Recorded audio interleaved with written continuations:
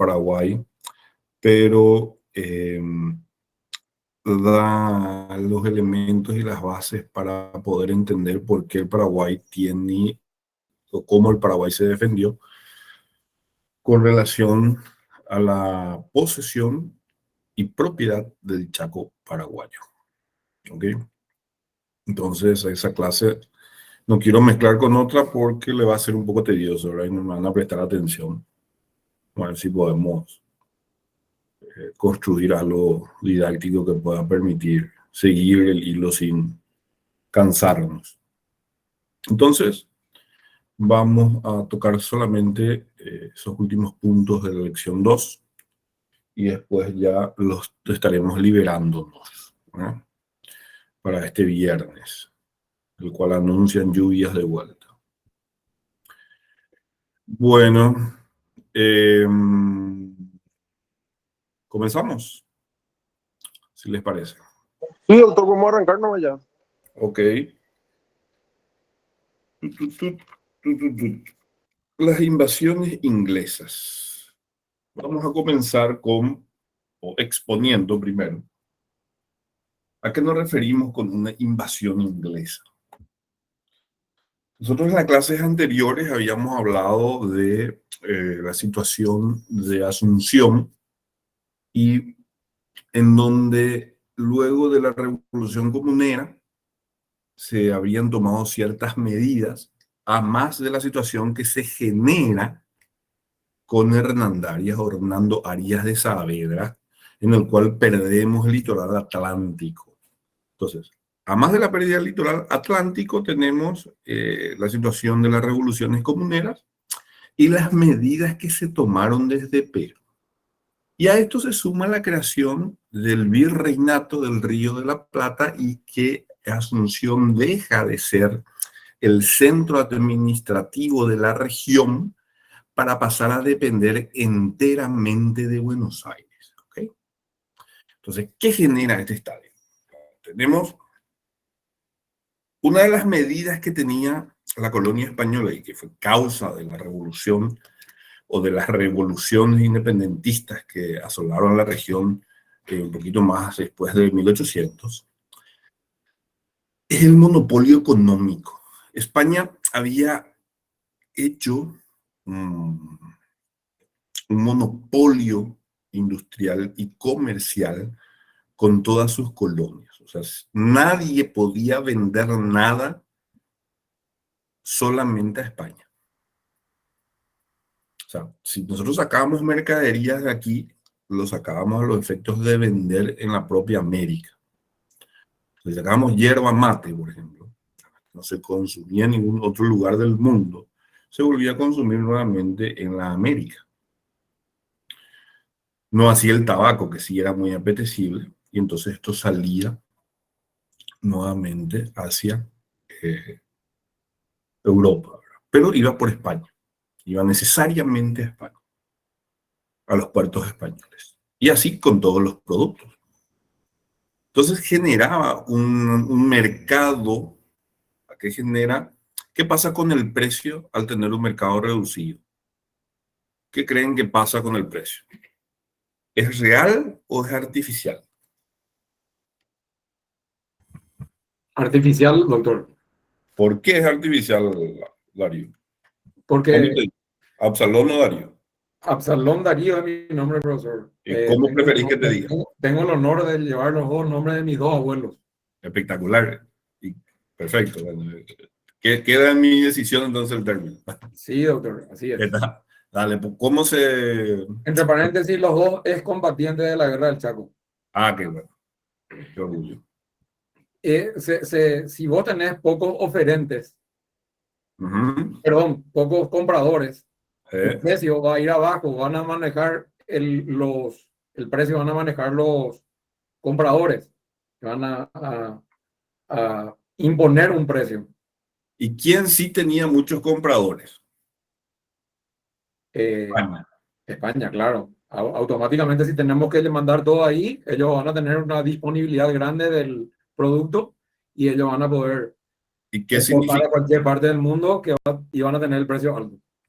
van a tener el precio mercado real. Precio mercado, sí. Precio mercado. Entonces, ese precio mercado era absolutamente superior al precio que ellos imponían. O sea, ¿qué te impone ese monopolio? Eso que leen ustedes en los libros de historia. Dice, el monopolio comercial es eso. O sea, yo comerciante, con el fruto de mi trabajo, no puedo vender al precio que el mercado quiere, porque estoy regido por la venta direccionada a alguien específico. Entonces, ¿qué pasa? Mi precio gano menos de lo que debo de ganar.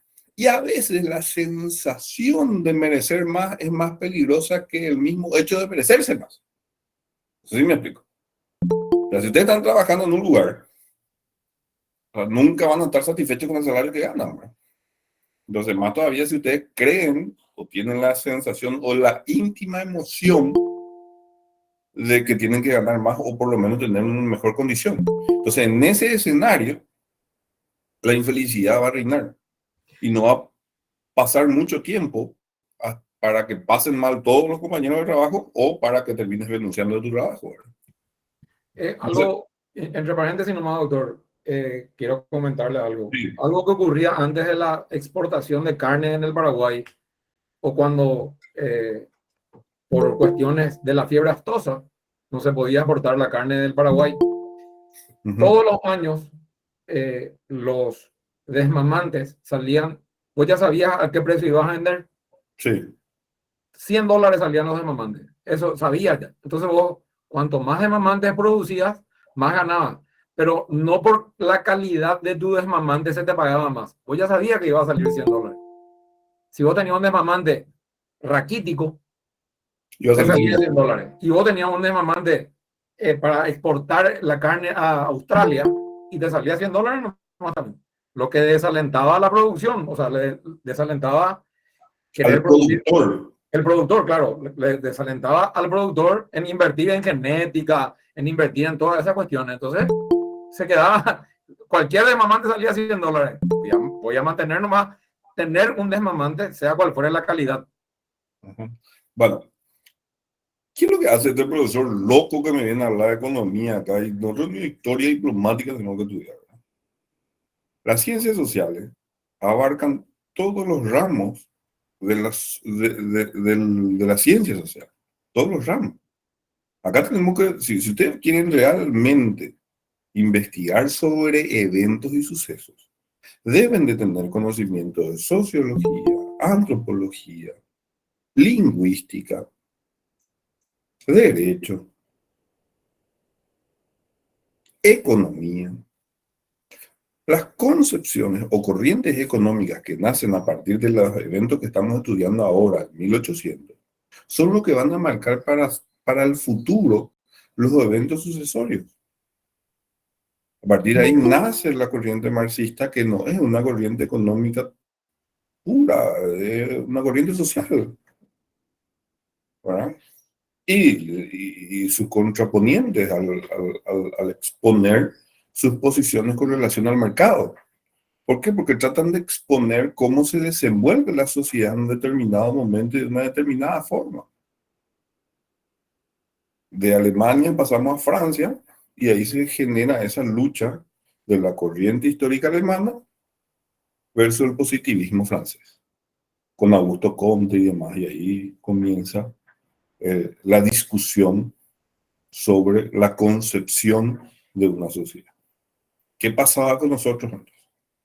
Nosotros teníamos un mercado monopolizado por el español que hacía que el productor, que ya no era aquel que vino en 1500 de España en un barco a hacer la América y se quedó con una parcela de tierra, no, eran ya los nietos de ellos, terceras generaciones de hijos ya nacidos aquí, que tenían mayor pertenencia de la región de lo que tendría. Hay gente que nunca vio España, que nunca vivió en Europa, que ya nacieron aquí, se desenvolvieron aquí, se desarrollaron aquí.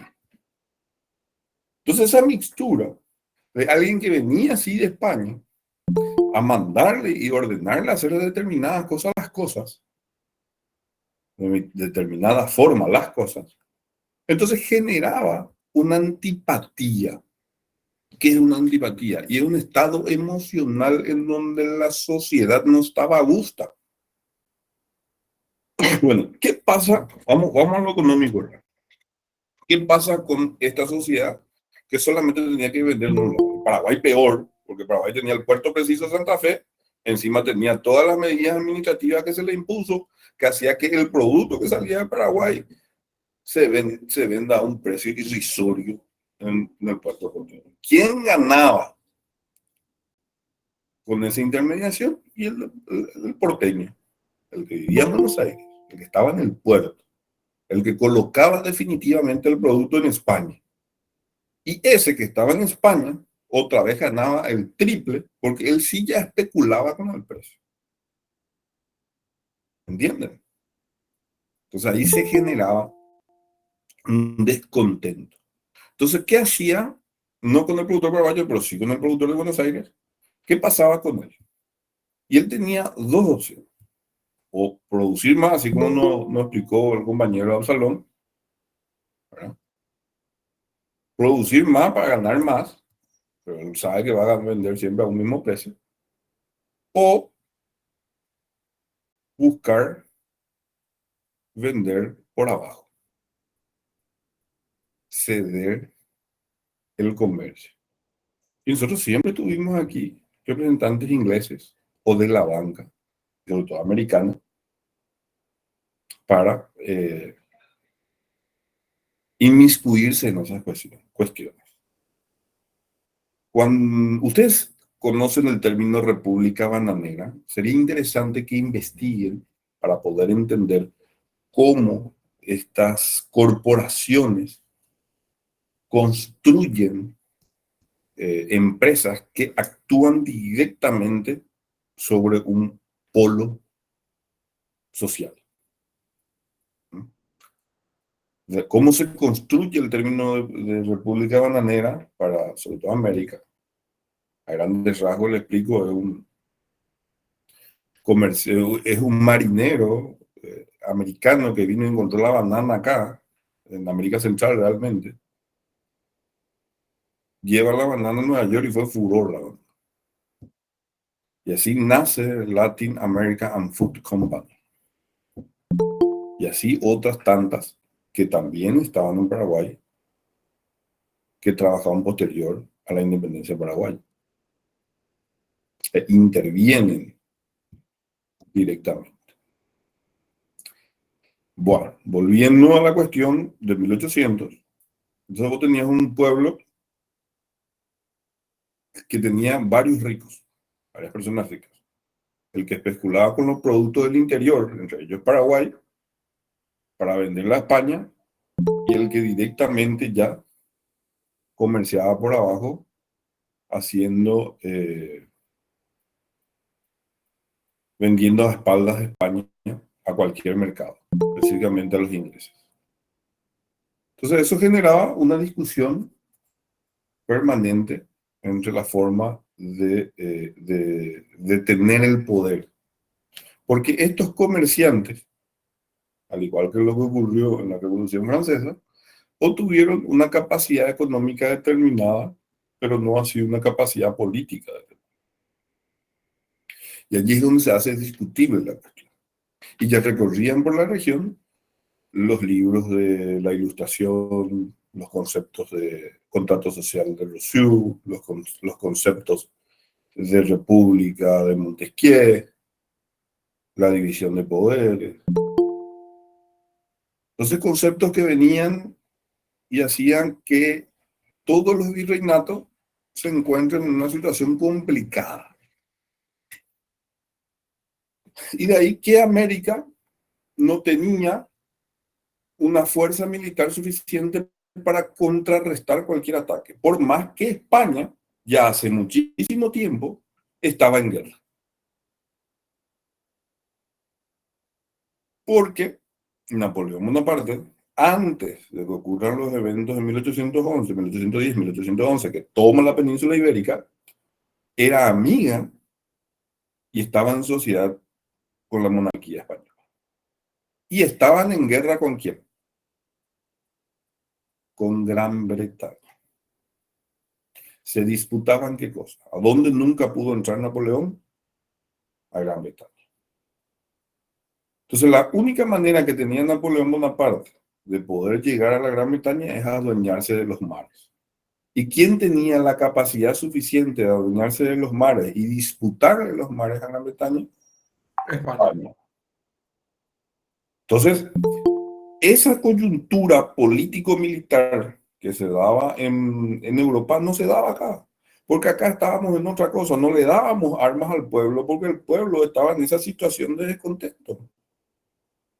Entonces, los virreyes, los gobernadores, los intendentes y los representantes de España acá omitían esa cuestión a los efectos de no verse sobrepasados por la población. Bueno, ellos veían inminente y tenían un temor inminente de que exista una revuelta con relación a esas situaciones. ¿Por qué yo, hijo de acá, no puedo tener un cargo político? ¿Por qué yo solamente le tengo que vender a España? Entonces, eran consultas que se generaban aquí. Y de hecho fueron las causas de las revoluciones que vamos a estudiar en la lección 4. Bueno, y aquí ocurre un hecho trascendental. Gran Bretaña seguramente tiene muy pocos ídolos personales, a diferencia de lo que es Francia, Alemania, que construyen la historiografía a partir de sus grandes hombres. Gran Bretaña no es así. Gran Bretaña no tiene esa condición de alabar a la persona como si tendemos a hacer nosotros. Pero sí, Gran Bretaña tiene a dos representantes, uno político y otro militar, a quien adora, que lo tiene en lo más alto de su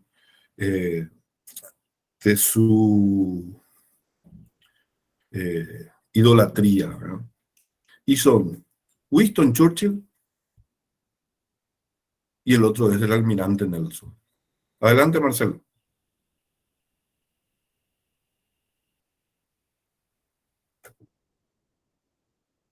Sí, sí, el culto. Y una forma de hacer historia. Se construye desde... Y nosotros tendemos mucho a hacer eso. Si nosotros buscamos muchos libros de historias paraguayos, vamos a tener mucha relación a las guerras, mucho a lo bélico. Vamos a tener todo lo que es revolución, todo lo que es guerra, o sea, las dos guerras internacionales, más las revoluciones que hemos tenido a lo largo de nuestra historia. Entonces, tendemos a personalizar al hecho histórico, así como tendemos a personalizar al Estado. Le damos figura de hombre, le damos figura de caudillo, de cacique. Entonces, es una cuestión arraigada de la personificación o la personalización, ¿verdad? Y sí, es lo que decís, Marcelo. Entonces, en ese escenario, Gran Bretaña tiene estos dos hombres, ¿verdad? Winston Churchill, con todo lo que vivió en la Segunda Guerra Mundial y todo lo que construyó como Estado, y el otro es el almirante Nelson, que él muere venciéndole a Napoleón y a España en una batalla trascendental. Esa batalla se llama la batalla de Trafalgar. El dominio del Mediterráneo, si ustedes ven el mapa de España y van hasta bajito en la península, ¿de quién es la punta de España? Pertenece a Gran Bretaña. Y eso se disputó después en la guerra de los 100 años, de los 6 días, perdón, con Israel, y terminó abarcando ya post Winston Churchill, y Estados Unidos y Rusia se disputaron ese lugar estratégico. Pero en ese entonces, el que consigue el dominio de la región tras la batalla de Trafalgar es Gran Bretaña. Y el almirante Nelson fue el que llevó adelante el dominio de esa batalla, y eso le genera a Gran Bretaña ser dueña de los mares. Profesor, sí. ¿Es este el almirante del cual se le recuerda por esta frase o sea, mal recordada esta frase, Kiss me, sir, al él fallecer en la pelea, que supuestamente dice eso. No sé. No. Yo tengo entendido que él Sí. dice, sabiendo hablar en árabe, dice Ujú. el destino, señor, el destino. El destino. Y puede ser. Porque recuerdo que fue la unión entre... ¿No estaba también en Portugal, profesor? En la Sí, alianza. sí, Porque porque eran la segunda y la tercera potencia naval contra la primera fue. sí, Aunque no conllevó la muerte de este almirante a la decadencia en a la decadencia de... Gran Bretaña. No. Sí, hubo una puja política interna importante y eso conllevó a la necesidad de buscar nuevos mercados. Entonces, ¿qué hace Gran Bretaña? Se empieza a expandir a los efectos de conseguir nuevos mercados comerciales. Y así es que lleva al cabo Buena Esperanza. ¿Se acuerdan cuando estudiamos las primeras clases que Portugal consigue el camino haciendo el cabotaje alrededor de África y pasa y sube llegando a las Indias? ¿Se acuerdan de ese camino? Bueno, Gran Bretaña luego de Trafalgar se hace dueño de los mares, tiene sí un conflicto interno importante, pero eso conlleva a que tenga la necesidad de buscar nuevos mercados. Y así llega a tomar todo lo que es esa región inferior de África. De hecho, gran parte de África fue coloniaje británico por mucho tiempo, hasta hoy. Y te vas a Australia y te vas a Nueva Zelanda, porque en ese periodo Gran Bretaña se expande buscando esas tierras. Si ustedes entran en Google ahora y buscan el lugar más remoto de la Tierra, van a encontrar una pequeña isla que está entre África y América del Sur, en el medio mismo, muy cerca de los polos. Y así hay una serie de islas en esa región que pertenecen como dominio de ultramar británico, porque ellos se fueron expandiendo a ese efecto. Y así es como centran su mirada en América del Sur.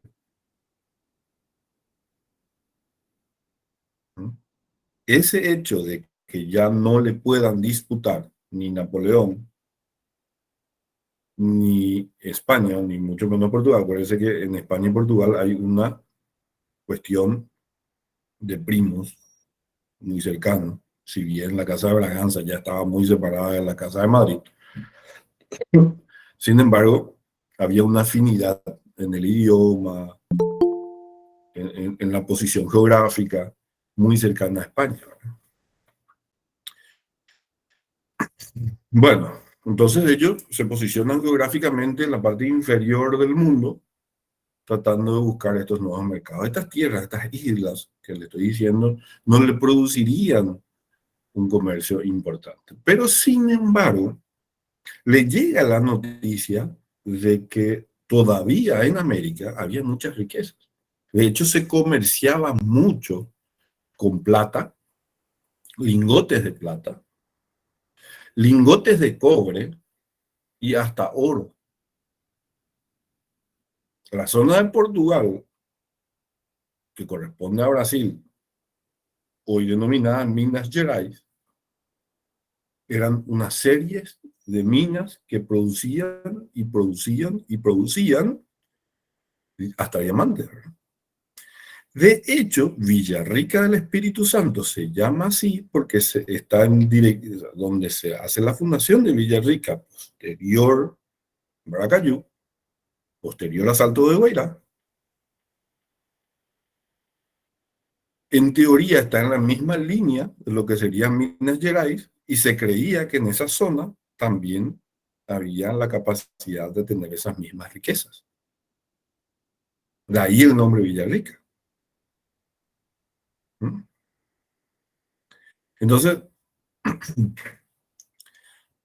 Gran Bretaña ve la posibilidad no solo de adueñarse del mercado de hierba, té, café, uva, eh, todo lo que se producía en Brasil, y después el ganado, el cuero, la carne, no solamente todos esos productos, sino también esas riquezas que son realmente apetecibles. ¿Mm? Y así es que deciden tomar Sudamérica. ¿Ok? Entonces, estamos en 1806. El 25 de junio, a cargo del comodoro William Carr, Sir Popham, y escoltado por el mayor general William Carr Belfort, cierran la entrada al Río de la Plata con embarcaciones, o sea, hacen un bloqueo muy cerca de Montevideo, entre Maldonado y Montevideo, y a partir de allí van y desembarcan en la zona que sería Quilmes, más o menos. ¿Okay? Entonces, el calado de sus barcos le permitió poder llegar hasta esa región. Llegan, desembarcan, hablamos de unos 6.000 hombres más o menos, con varias piezas de artillería y muchos barcos. Una gran flota es la que se instauró en la región.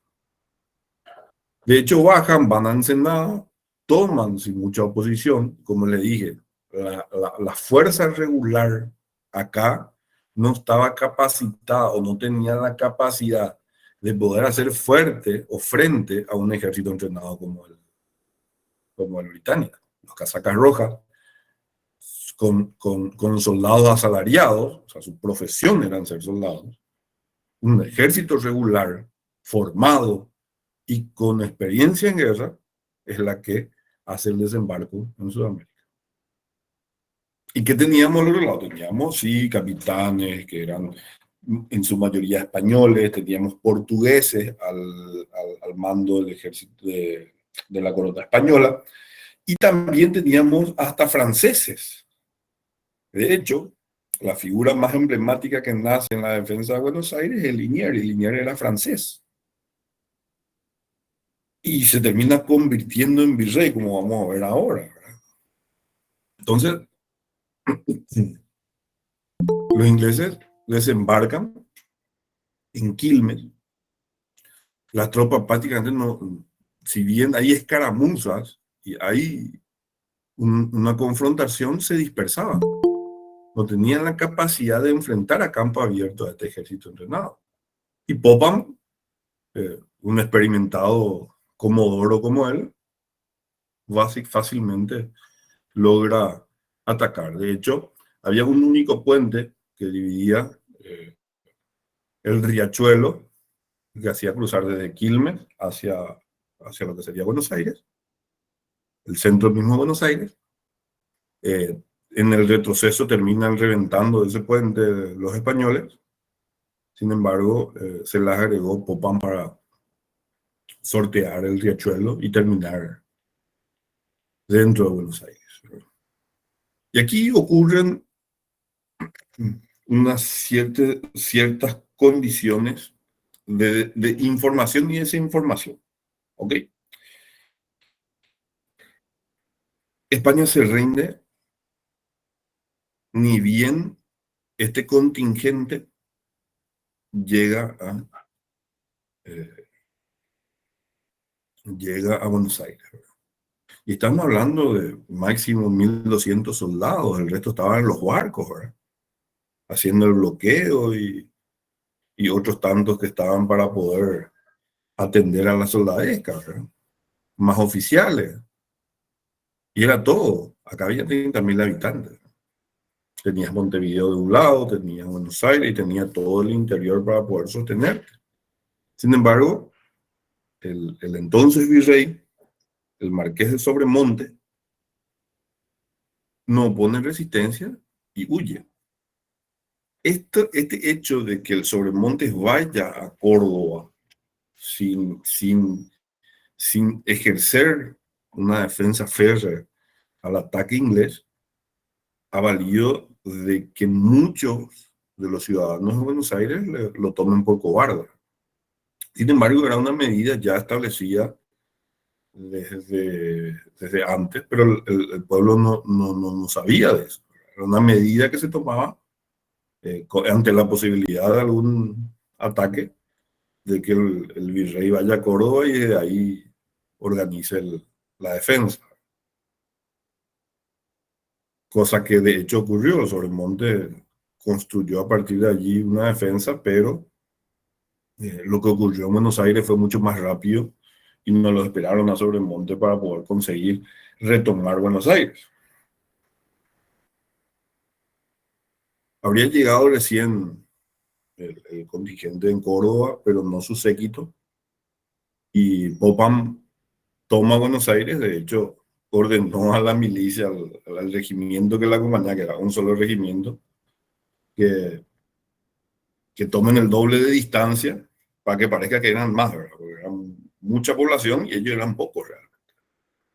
Entonces, si sabían de que no tenían realmente un contingente suficiente para contener un levantamiento, iba a ocurrir eso inminentemente. Y de hecho, ellos esperaron, los ingleses esperaron todo el tiempo un levantamiento del pueblo de Buenos Aires contra ellos, ¿verdad? Eso llevó su tiempo hasta que los españoles se dieran cuenta de esta situación. Ahora, ¿qué pasa? ¿Qué hace directamente Popham? Popham, lo primero que resuelve es hacer una especie de comunicado, una especie de panfleteada. Escribe comunicado y hace repartir por toda Buenos Aires. ¿Cuáles son las medidas que toma? Dice, primero, ustedes son católicos, nosotros somos anglicanos. Se le va a respetar su religión católica. Nosotros no venimos a imponerle el anglicanismo aquí. Dos, a nadie se le va a quitar su propiedad. La propiedad privada se le va a respetar.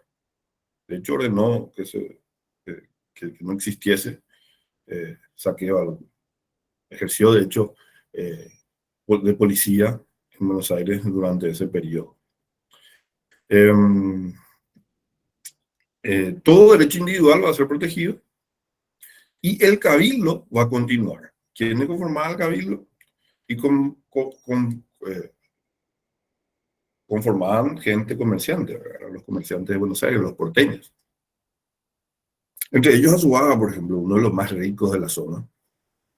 Y a partir de allí, a algunos les pareció interesante la propuesta, porque de hecho Popham manda a traer de Gran Bretaña productos para vender allí, cosas que no existían, seda y demás, ¿verdad?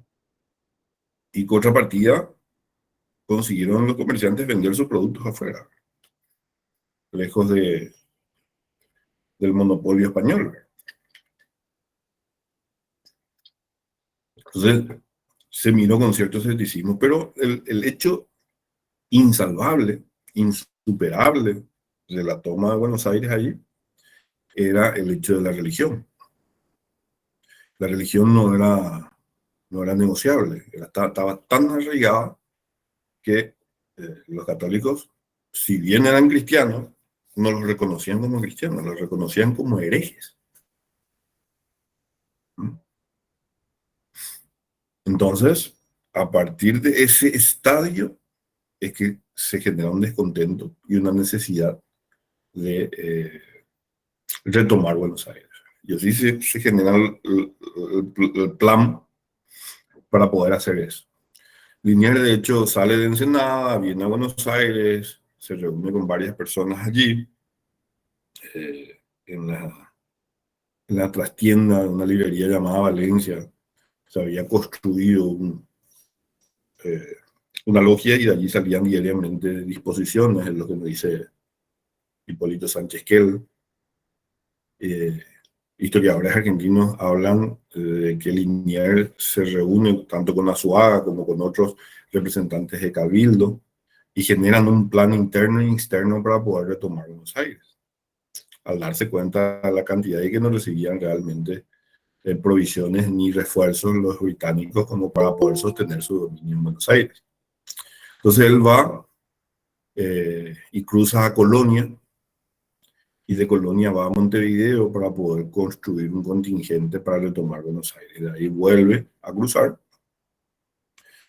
y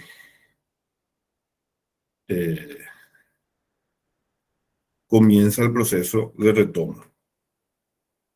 El 4 de agosto hablamos de que el asedio comenzó en 25 de junio de 1806. ¿Okay? 25 de junio de 1806. El 4 de agosto de 1806. Junio, julio, agosto. 3 meses. El 4 de agosto comienza el ataque de Liniers. De hecho, se entera Popham de la existencia del plan. Envía los barcos a Maldonado, perdón, a Colonia, para poder detener el ataque de Liniers, pero ocurre una situación que comienza un huracán, una gran lluvia, con vientos y demás en el Río de la Plata. El Río de la Plata tiene 200 kilómetros ahí, inmenso. Entonces, vuelve los barcos a Buenos Aires y sale Liniers con esa lluvia a cruzar también el río. Y llega con esa lluvia a ocupar la zona de la margen de Buenos Aires en dirección de Colonia, lo que hace que ni las tropas de Bedford ni el plan de Popham, que era campo abierto, donde la tropa británica se sentía más a gusto, poder hacerle frente a Liniers. Y Liniers aprovecha eso y avanza sobre Buenos Aires, llegando a combatir en las calles. Llegan hasta el Retiro y de Retiro hacen 3 columnas. ¿Conoce dónde está la Casa Rosada hoy? En ese lugar estaba el fuerte. Y la plaza que hoy es de Mayo es la plaza de armas que era de aquel entonces. Entonces hacen 3 columnas. Uno muy cercano al río, otra en la otra cuadra y la tercera que debía ir, pasar a la plaza y bajar. Entonces hacen ese ejercicio rodeando a las fuerzas de Popham y resistiendo Popham como podía.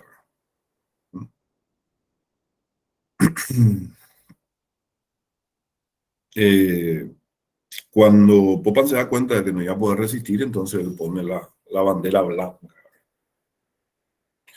La bandera blanca en guerra significa parlamento, no es una rendición incondicional, sobre todo en aquella época de caballeros y demás, donde se tendría que haber respetado. Entonces, lo que significaba era que las tropas debían ocupar la posición que tenían, no salir de esa posición, y los designados a parlamentar iban a parlamentar y luego de eso se tomaba la decisión.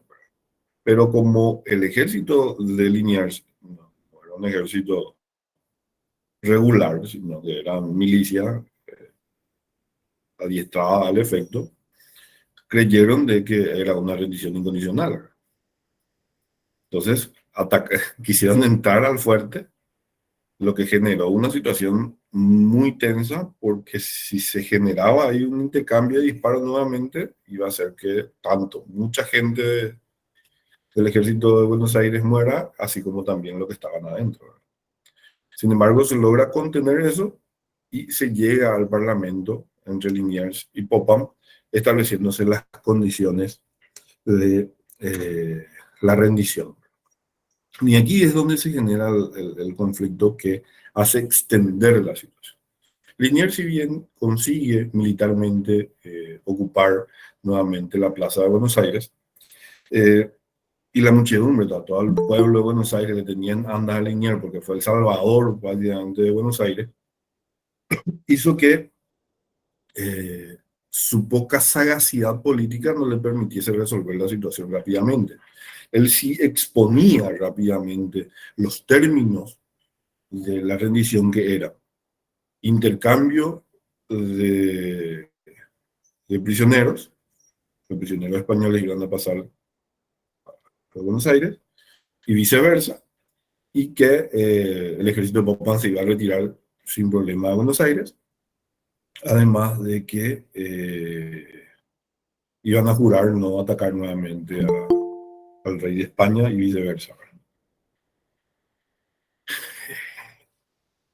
Esto fue aprovechado por la oposición, entre ellos Sobremonte. Sobremonte vuelve de Córdoba, entra nuevamente a Buenos Aires, es tomado por cobarde y se genera allí en el Cabildo una lucha. Exigen que Liniers sea designado como el representante militar, el representante militar de Buenos Aires, y los británicos se quedan como prisioneros. Consiguen salir de Buenos Aires, están en sus barcos y se instalan frente a Montevideo.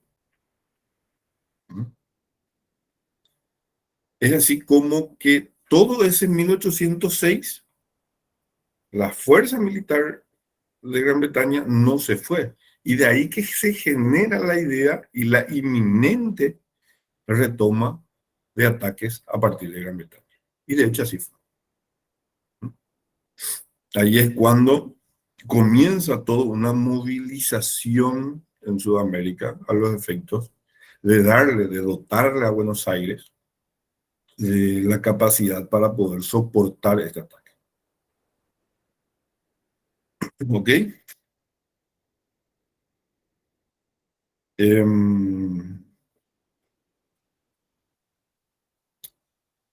A través de mensajes a todas las provincias, se les solicita auxilio y Paraguay recibe. De hecho, el pregonero recorre Asunción pidiendo el apoyo para poder defender de Buenos Aires de Gran Bretaña, y de hecho Paraguay construye un contingente, y de eso vamos a ver particularmente después. Vamos a hablar de la segunda ocupación y después vamos a ser más específicos, ¿verdad? El que comanda la segunda invasión de Buenos Aires es el comodoro Sir Samuel Musti, con 6.000 hombres. Atacan primero Maldonado, y de Maldonado Montevideo, y se quedan en Montevideo batallando contra el ejército español hasta que luego entran el 3 de febrero de 1807 nuevamente a Buenos Aires. Estamos hablando de un año después de la primera invasión. Todo ese tiempo ocurrió este proceso.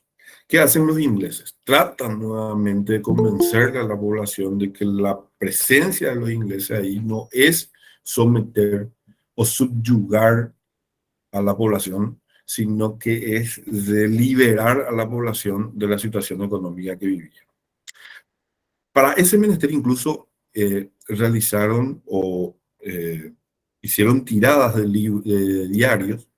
Este diario se llamaba La Estrella del Sur en inglés. Ahí Tiago, que habla inglés, no va a decir en inglés. La Estrella del Sur, ¿cómo sería, Tiago? No sabía si tu profesor. La Estrella del Sur. ¿The North Star?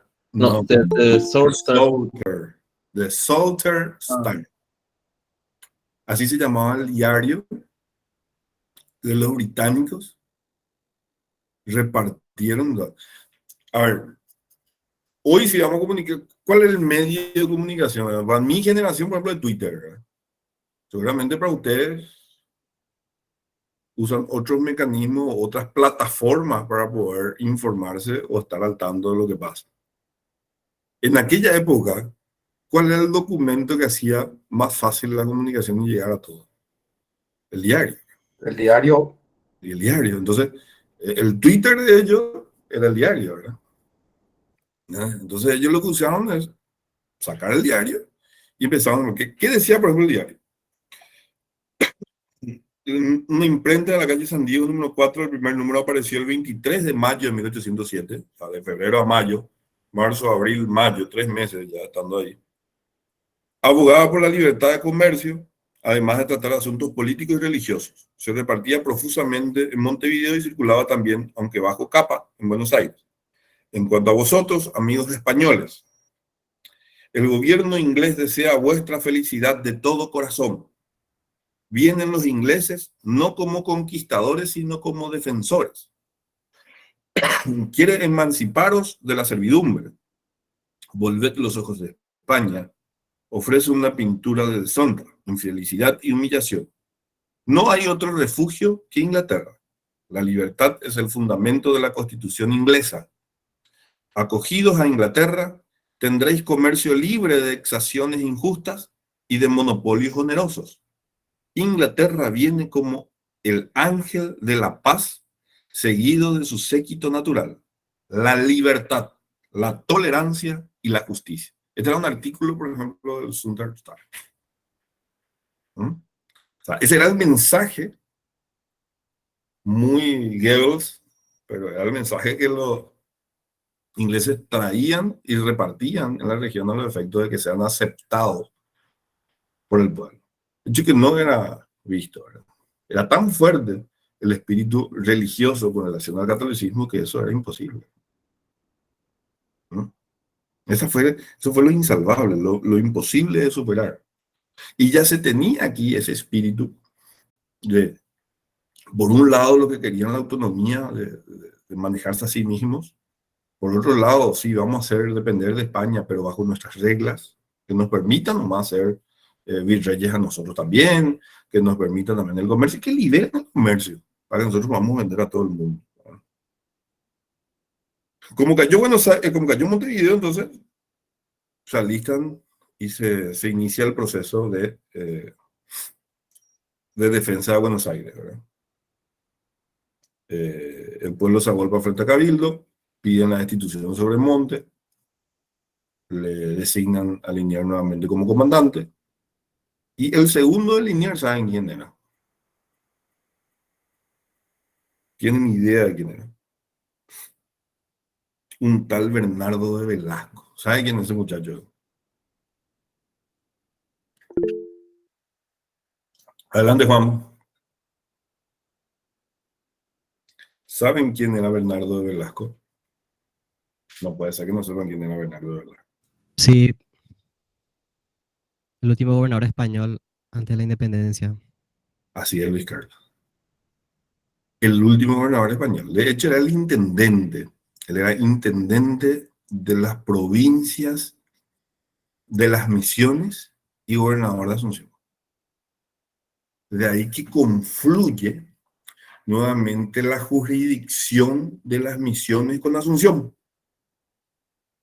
Y así fue hasta 1811 que ocurre la Revolución de Mayo. Entonces Liniers iba al lado de Velasco.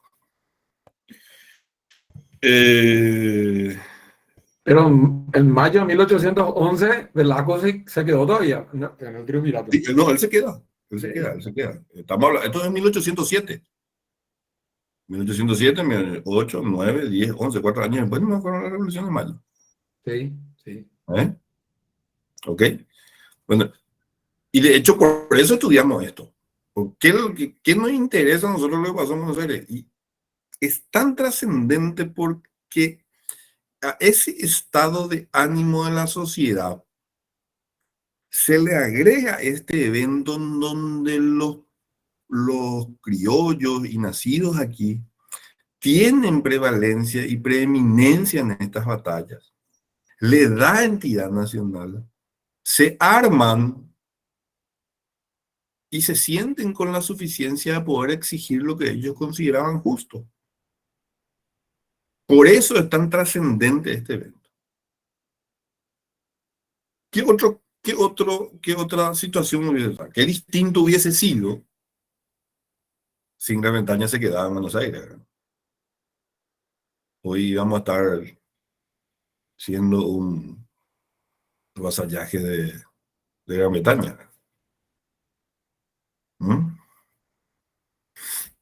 Sin embargo, no ocurrió eso.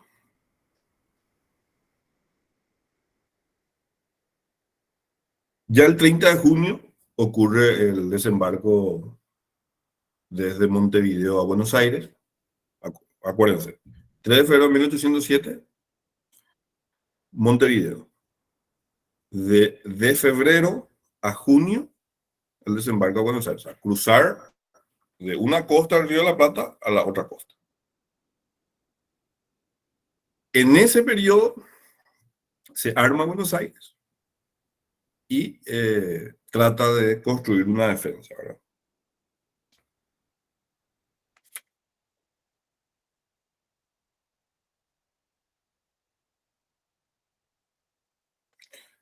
Liniers, de hecho, termina perdiendo una batalla miserere. Esto consternó a toda la ciudad de Buenos Aires. Miserere es la afuera alrededores de Buenos Aires. Y se establece la defensa, vuelve Liniers, se pone a cargo de la defensa y de hecho batallan hasta el 5 de julio de 1807. O sea, del 30 de junio al 5 de julio ocurrió el proceso de defensa contra el ejército invasor.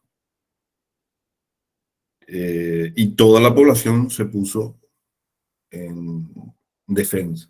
Y de ahí es que de los edificios caían armas contundentes, le atacaron de todos lados a los pobres ingleses, hasta que terminaron rindiéndose.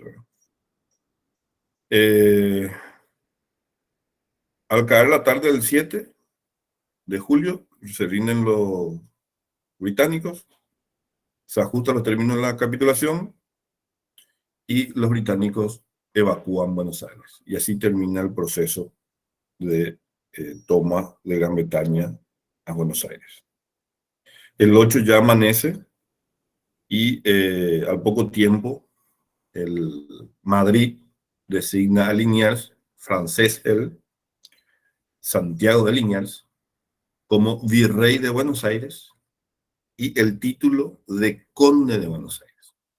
Además de virrey, era conde de Buenos Aires.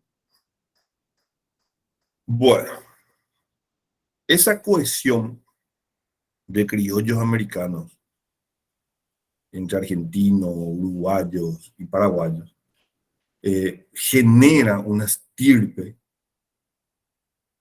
O sea, en ese momento se prende ese polvorín que hace darnos cuenta de los capaces que éramos para poder autoadministrar.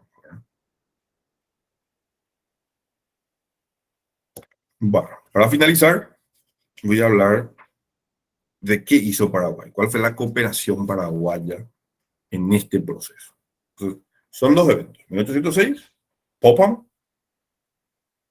sale apenas 3 meses, se queda frente a Montevideo todo 1806, en octubre más o menos comienza a atacar Maldonado, para noviembre y diciembre Popham vuelve a Gran Bretaña, se cambia por otro Comodoro, este es el que ataca Montevideo, toma Montevideo en febrero y en junio vuelve a atacar Buenos Aires, 1807, hasta julio, en donde definitivamente son expulsados de la región.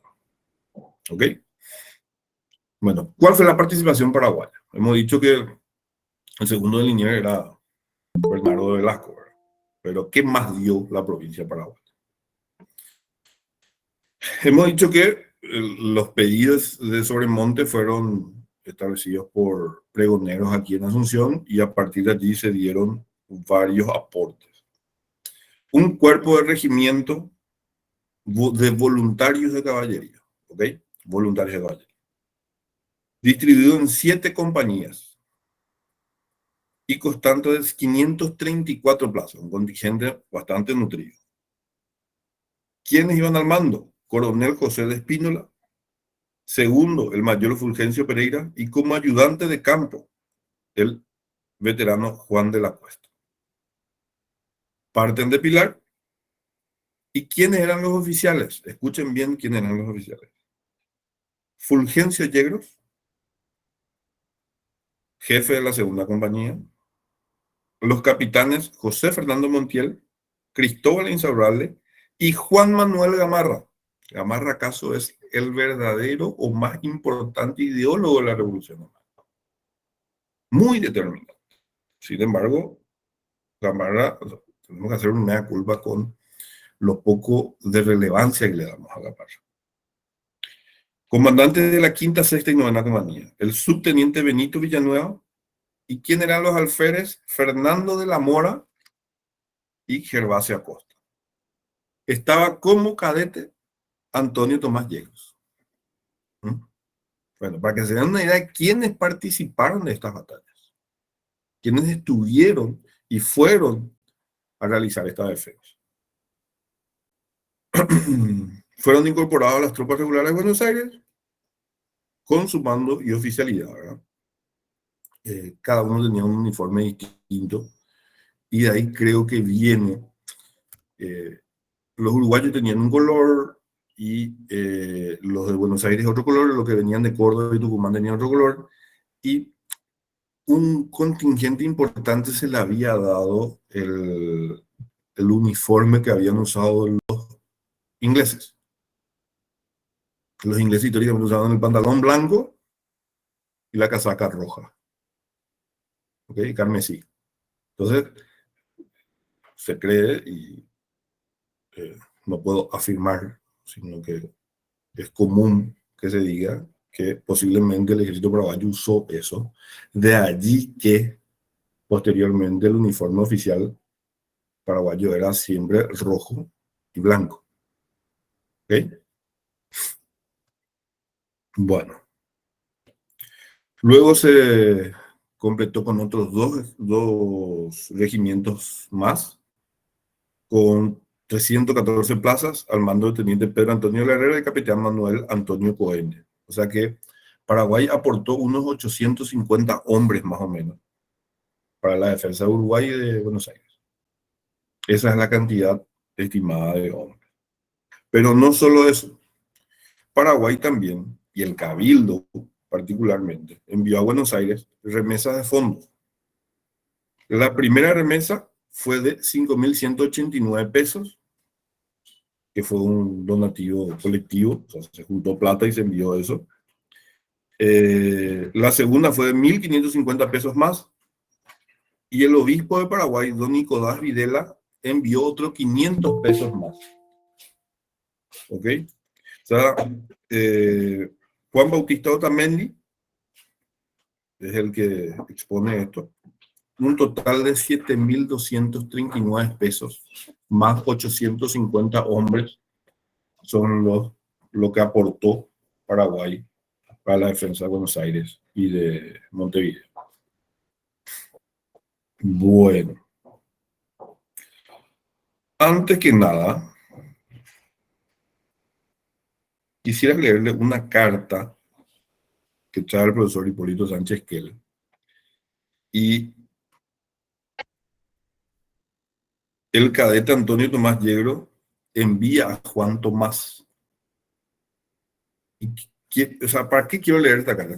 Para que entiendan o para que dimensionen lo que se vivió o lo que vivieron en ese momento. Comienza así. No pensé que saldría con vida de tanta multitud de balas inglesas que llovían sobre nosotros. El 16 del corriente se desembarcaron a 2 leguas de la ciudad, en el paraje o puerto que llaman del Buceo, más de 6.000 ingleses, donde ocurrimos prontamente los de caballería, que alcanzaron a 2.000 con el tren volante cañones de 8, donde todo el día nos estuvimos batiendo nosotros por tierra y ellos del mar con las cañoneras, pero nunca pudimos impedirles. Y la misma tarde mandó el señor gobernador al virrey, que estaba acampando con nosotros, casi todos los regimientos de infantería, que componen 4.000 hombres, todos con gran valor y ánimo, dando voces y griterío. Pero de noche toditos los volvió su excelencia al pueblo, y a los 3 días, al rayar el día, nos avanzó a nosotros los de caballería, sin poderlos rechazar, y vinimos a parar a 1 legua de la ciudad, de los Migueletes, donde el día siguiente, por instancia del cabildo, pidió el señor gobernador a su excelencia que nos viniéramos todos por la mañana a abatirlos, que se verificó con 500 y tantos por haber los de caballería muertos el primer día de combate, donde murieron muchos de una y otra parte. Los paraguayos murieron ciento y tantos, entre ellos un alférez, don Romualdo Agüero, y el hijo mayor de don Agustín Recalde, que sacaron la cuenta de muertos y heridos de 55 de los nuestros. Fulgencio Yegros, está con una herida de muerte, muy enfermo en el pueblo de un tiro que le asestó bajo la espalda y casi le bandeó, y para sacar la bala fue preciso abrirle bajo la tetilla por un cirujano para sacarle con tijeras. Ha habido mucho destrozo por una y otra parte, y muchísimas traiciones que para contarlas todas falta tiempo. Está la carta donde habla que Fulgencio Yegros de hecho fue herido y él termina siendo el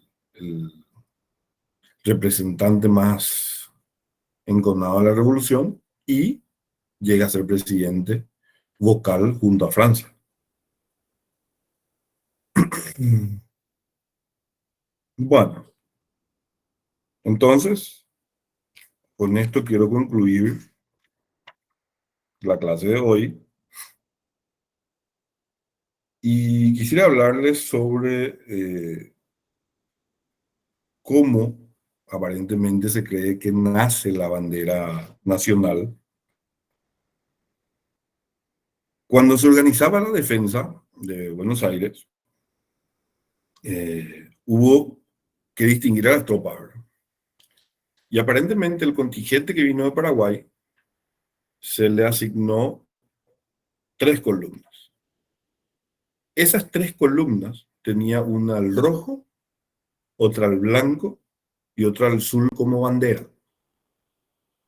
Y la retaguardia estaban los que esperaban los refuerzos, y el refuerzo, que era de Paraguay, tenían las 3 banderas juntas. Según, siguiendo siempre el relato del profesor Sánchez Quel, que Juan Manuel Sosa Escalada ha encontrado en el archivo de Buenos Aires un acta del 20 de julio de 1807 en la que se manda pagar a Ramón Manuel de Pasos el importe de 4 banderas, que son estas que le estoy contando. La roja para una columna, la blanca para la del medio, la azul para la otra, y una con los 3 colores o tricolor para la retaguardia, para el cuerpo auxiliar. Además, Sosa Escalada aseguraba que su abuelo, venerable maestro Juan Pedro Escalada, que le decía por tradición oral, o sea, contaba que ese es el origen de la bandera tricolor. Bueno,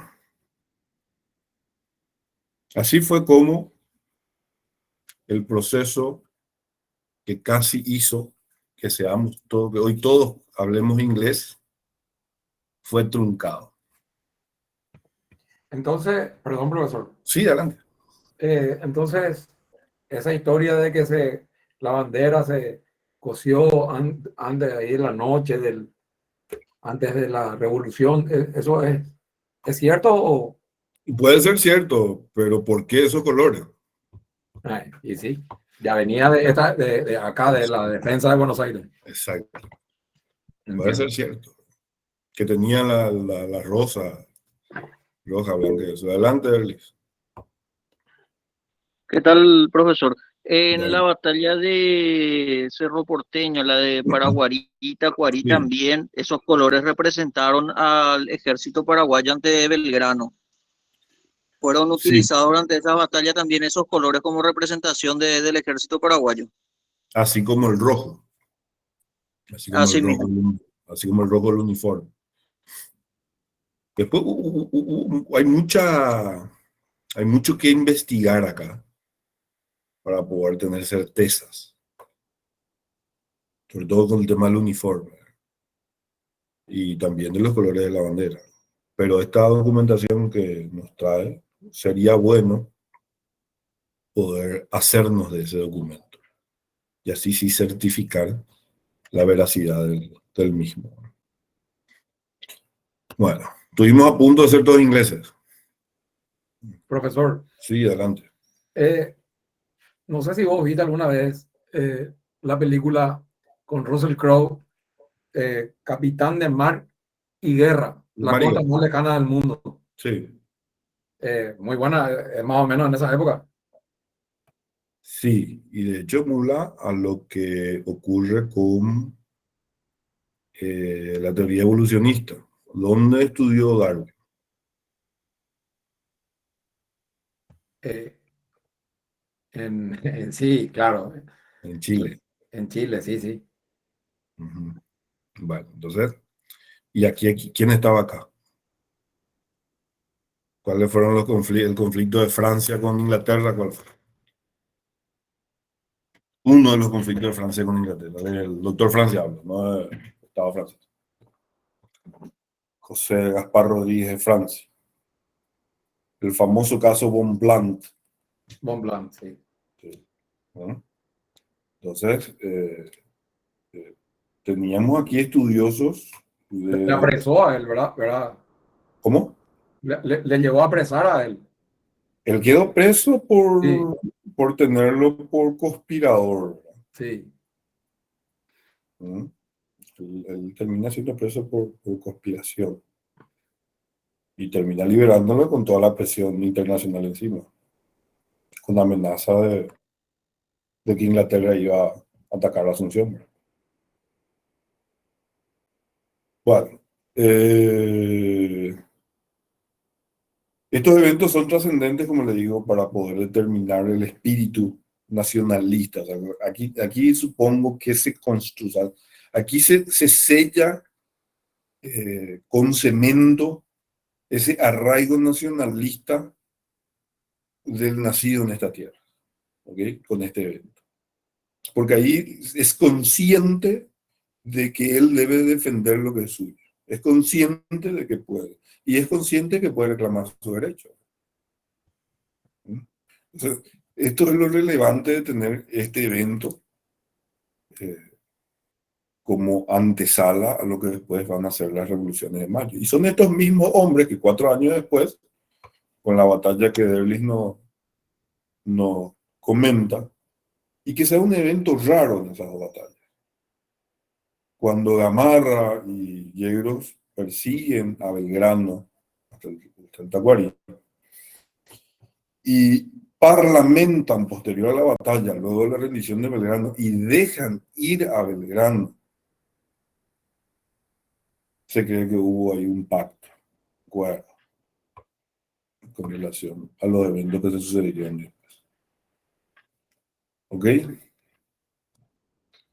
Bueno, me lo quiero más. Le dejan ir sin Sí, armas, sin nada, ¿verdad? Así fue. sí, pero le dejan ir. Sí, claro, le podrían ahí mismo a Sí, justicia. Le podrían. sí, se venció muy bien en esa batalla. Así es. Bueno, si pueden investigar un poquito más al respecto, hay mucho material argentino, sobre todo con relación a esto. Pueden encontrar en YouTube mucho material, mucho video con relación a los pormenores de las batallas, si quieren estudiar, si quieren ver. Con relación, le sugiero que vean los videos de YouTube, no los libros en Internet, porque ahí pueden encontrar libros que no tengan una base historiográfica muy rigurosa y pueden generar más confusión que certeza, ¿verdad? Entonces, los videos, sin embargo, de YouTube, si es que encuentran materiales de facultades o de gobernaciones o de la propia ciudad de Buenos Aires, tienen bastante rigurosidad en las investigaciones que hicieron. Hay unos videos de la Universidad de La Plata también, doctor. Muy Sí, bueno sí. eso. Hay muchísimos materiales que hay, esos con gráficos, con mapas y con relatos, pueden ir siguiendo para poder entender la magnitud de estos eventos. Esto es algo nunca antes visto acá. Nosotros no vivimos este tipo de batallas. ¿Cuáles eran las batallas de la región? Llegan a batallar contra los indios que las tolderías de indios que atacaban las ciudades. Y hasta ahí. Bueno, quiero ya terminar aquí. El próximo viernes nos encontramos con la lección 3, tratar de terminar esa lección y ya también comenzar con las exposiciones. Eso quería preguntarle, ¿cómo van con sus trabajos prácticos? Porque quería saber si no tuvieron inconvenientes, ya tienen sus temas, ya desarrollaron sus temas, ya van construyendo su exposición. ¿Tienen algún inconveniente? ¿No encuentran material? ¿Cómo van con eso? ¿No tienen todavía grupo? Yo tengo grupo, profesor, ya estamos muy avanzados en el tema y si Dios permite, creo que el día de mañana te estaríamos haciendo la presentación. Ok, vale, espectacular. Entonces, si eso va bien, no hay inconvenientes. El próximo parcial, por más que ya comencemos con las exposiciones, se van a centrar en lo que yo doy, ¿ok? Lo que yo doy en clase. No en lo que se expone en las exposiciones. ¿Está bien? Correcto, profesor. Correcto, profesor. Muy buenas noches. Que tengan muy buen fin de semana.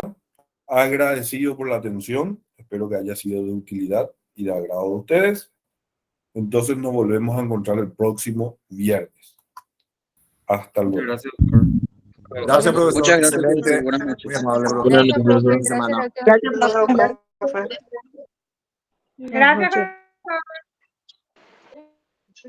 Buenas noches.